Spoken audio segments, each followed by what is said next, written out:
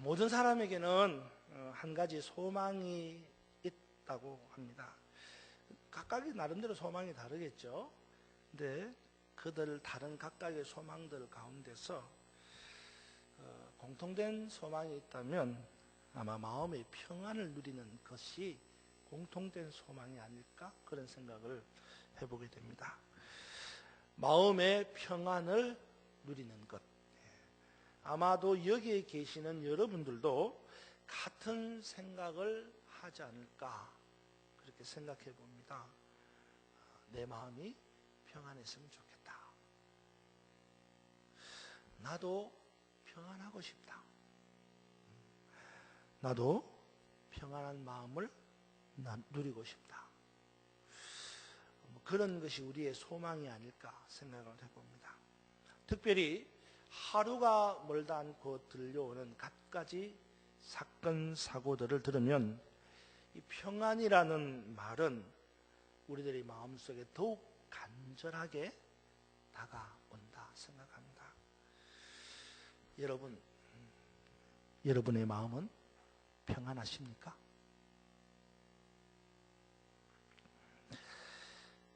우리들의 마음에 평안이 없는 이유가 뭘까요? 우리는 평안을 원하지만 원하는 대로 평안이 없는 이유가 뭘까요? 그것은 환난 때문입니다. 우리 앞에 닥쳐오는 이 환난 때문에 두려움이 생기고 공포가 생기게 되고, 그것은 곧 불안으로 나타나서 우리 안에 평안이 없는 것입니다. 평안이 없다, 환난으로 인한 두려움과 공포로 불안하다, 이것은 참으로 견딜 수 없는 고통입니다. 이것은 겪어보지 않는 분들은 모릅니다. 평안이 없다는 고통, 환난으로 인한 두려움과 공포로부터의 고통, 이것은 정말 겪어보지 않는 분들은 모르는 거예요. 2차 세계대전 때에 전쟁으로 죽은 사람의 숫자가 몇 명인지 아세요? 말씀 준비하려고 저도 어떻게 제가 알겠어요, 그죠? 저도 막 찾아봤어요. 통계를 찾아봤더니 약 한 5천만 명, 5천만 명이 2차 세계대전에 500만 명이 아니고 5천만. 정확하게 말하면 5천만 48,383명, 통계가 그렇게 돼요. 5천만 48,383명.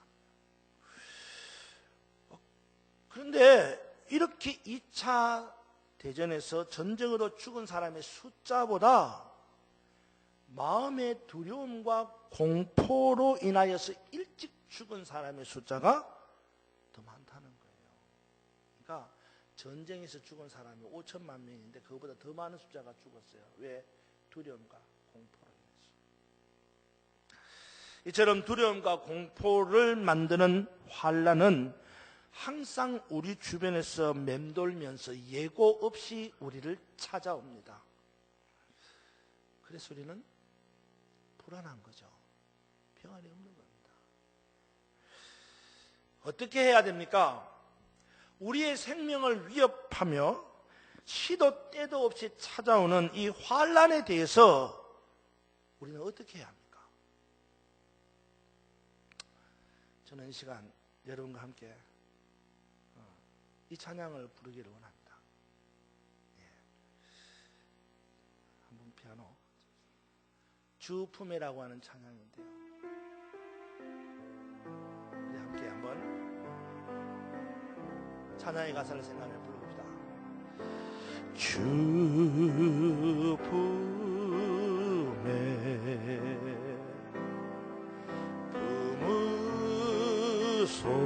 품으소서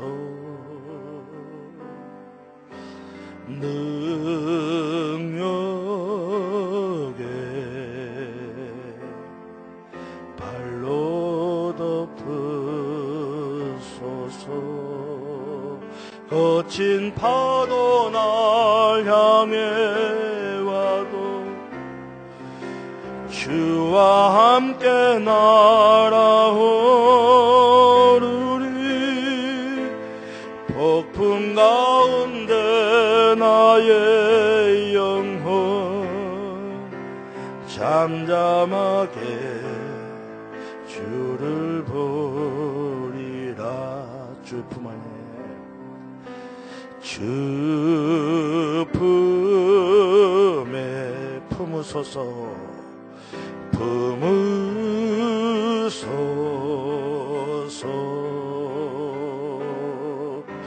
능력에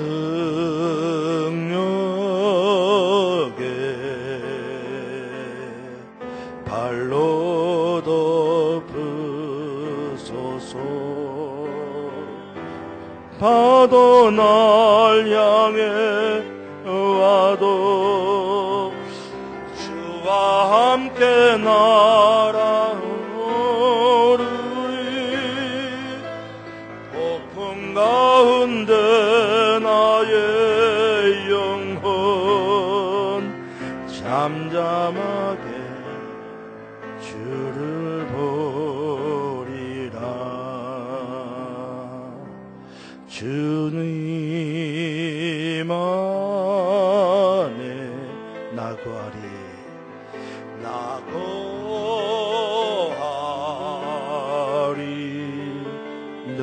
주능력 주능력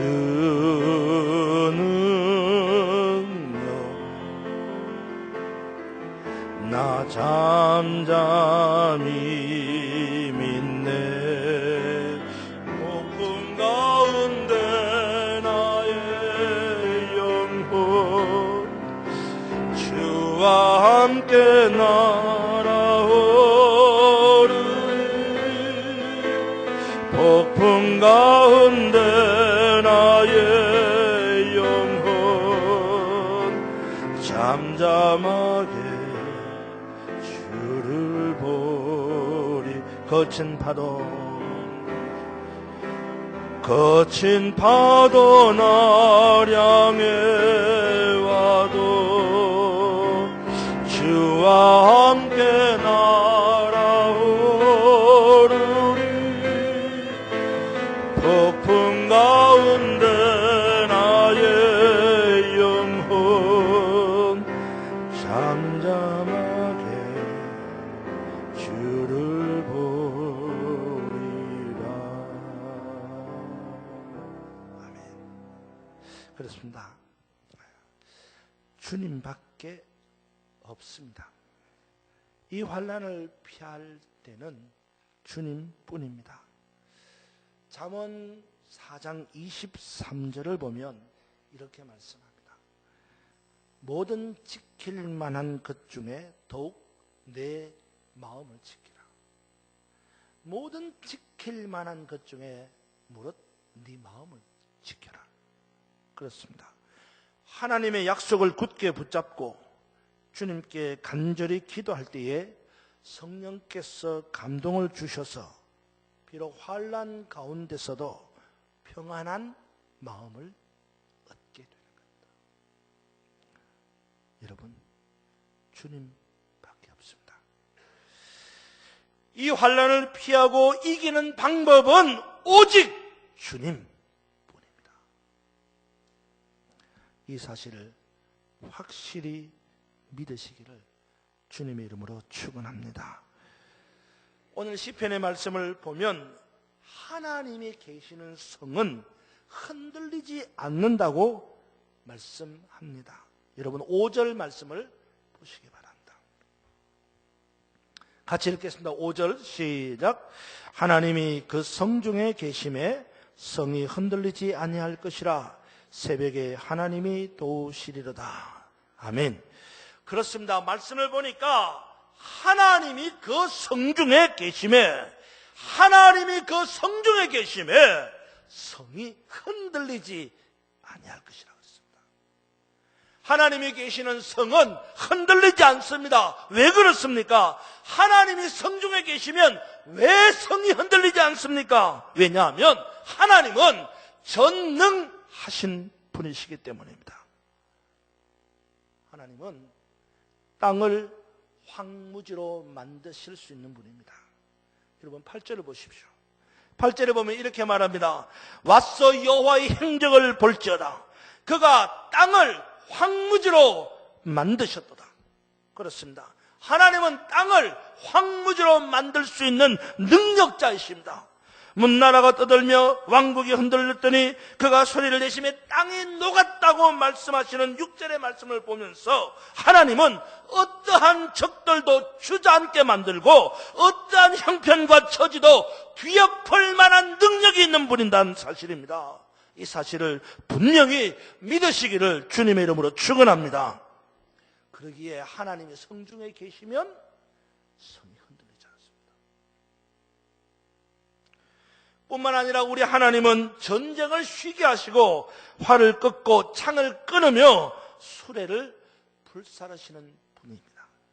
한마디로 전쟁을 주관하시는 분이다라는 말입니다. 이것은 사무엘상 17장에 나오는 다윗과 골리앗의 싸움에서 더욱 분명하게 말씀하고 있습니다.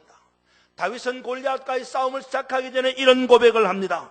또 여호와의 구원하심이 칼과 창에 있지 아니함을 이 무리에게 알게 하리라. 전쟁은 여호와께 속한 것인즉 그가 너희를 우리 손에 넘기시리라. 전쟁은 여호와께 속한 것인즉 그가 너희를 우리의 손에 넘기리라. 그렇습니다. 다윗은 분명하게 선포합니다. 전쟁은 하나님께 속한 것이다.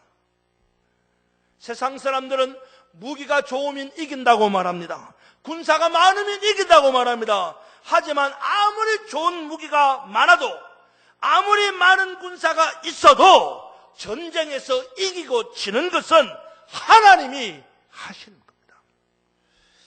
하나님은 좋은 무기도 무력하게 만드시는 분입니다. 하나님은 많은 군사도 일격에 쓰러뜨리시는 분입니다. 그러기에 시편 기자는 이렇게 고백합니다. 하나님께서 말씀하시기를 너희는 가만히 있어 내가 하나님됨을 알지어다. 내가 문 나라에서 높임을 받으리라. 내가 열방과 세계 가운데 높임을 받으리라. 그렇습니다. 하나님은 전능하신 분입니다. 하나님이 계시는 분은 그곳은 그 성은 흔들리지 않습니다. 하나님이 함께 하시면 환난을 이기게 하십니다. 그러므로 우리가 하나님께 구해야 합니다. 무엇을 구합니까? 하나님이 우리 성중에 거하시기를 구해야 합니다. 하나님이 우리 성중에 거하시면 우리는 어떤 환난도 넘어가고 어떤 환난에도 흔들리지 않습니다. 마치 앞서 우리가 부른 찬양의 가사처럼 거친 파도가 나를 향해 와도 나의 영혼이 폭풍 가운데 있다고 해도 우리는 주와 함께 날아 올라갈 것이고 주의 영광을 보게 될 것입니다. 그러므로 우리는 하나님이 우리 성중에 거하시기를 간절히 기도해야 합니다. 내일부터 한 주간 특별 새벽 기도회가 시작됩니다. 새벽에 도우시는 하나님 앞에 나와 하나님이 우리와 함께 하시고 우리 성중에 거하시기를 간절히 기도하는 여러분이 되시기를 바랍니다. 그래서 이 가을에 우리 앞에 언제 음습할지 모르는 이 환난을 이기고 평안을 누리는 저와 여러분 우리 모두가 되기를 주님의 이름으로 축원합니다. 뿐만 아니라 우리는 새벽에 도우시는 하나님께 성령 충만을 간구해야 합니다. 하나님이 계시는 성이 흔들리지 않는 이유는 하나님이 능력이시기 때문에 그 성이 흔들리지 않기도 하지만 하나님이 계시는 성이 흔들리지 않는 이유는 그 성이 성령의 지배를 받기 때문입니다. 교회는 하나님이 계시는 곳입니다. 그러기에 그곳에는 하나님의 영광이 있고 거룩한 임재가 충만하게 나타납니다. 그러기에 오늘 본문 말씀에 보면 하나님의 성소에는 시내가 흐르고 있다고 말합니다. 4절을 여러분 보십시오. 4절에 보면 이렇게 표현합니다. 한 시내가 있어 나뉘어 흘러 하나님의 성 곧 지존하신 이의 성소를 기쁘게 하도다. 아멘. 이처럼 교회는 성령의 역사하심이 강같이 흐르는 곳입니다. 생수의 강이 흘러 넘치는 곳이 교회입니다. 따라서 우리 삶에 환란이 닥쳐와도 주의 성전에서 성령의 성수를 충만하게 받을 때에 능히 이길 수 있습니다. 그러므로 우리는 새벽에 성령의 생수가 흐르는 이 성전에 나와 우리를 도우시는 하나님께 구해야 합니다. 무엇을? 우리 안에도 성령의 생수가 강같이 흐르기를 구해야 합니다. 환란이 와도 땅이 변하고 산이 흔들려 바다 가운데 빠지고 바닷물이 솟아나고 뛰놀아도 또 바닷물이 넘침으로 산이 흔들린다고 해도 두려워하지 아니하고 담대하여 마침내 이 환란의 때가 다 지나가도록 기다리며 견딜 수 있는 성령의 능력을 달라고 간절히 기도해야 합니다. 하나님은 우리가 기도하시면 주시는 분입니다. 우리가 기도하지 않았을 뿐이지 우리가 다시 기도하면 후하고 넉넉하게 채워주시는 분인 줄로 믿습니다. 내일부터 한 주간 특별 새벽 기도회가 시작됩니다. 환란과 풍파가 몰아칠 때 우리의 피난처는 오직 하나님 한 분밖에 없습니다. 하나님은 우리의 피난처가 되시고 힘이 되시며 환란 중에 만날 큰 도움이시라고 오늘 시편 1절에 고백을 합니다. 그 하나님을 내일 새벽부터 나와서 구하시기 바랍니다. 전능하신 하나님, 폭풍을 잠잠하게 하신 하나님, 거친 파도를 넘어 날아오르게 하시는 하나님, 주님 품에 나를 부어주십시오. 능력의 팔로 나를 덮어주십시오.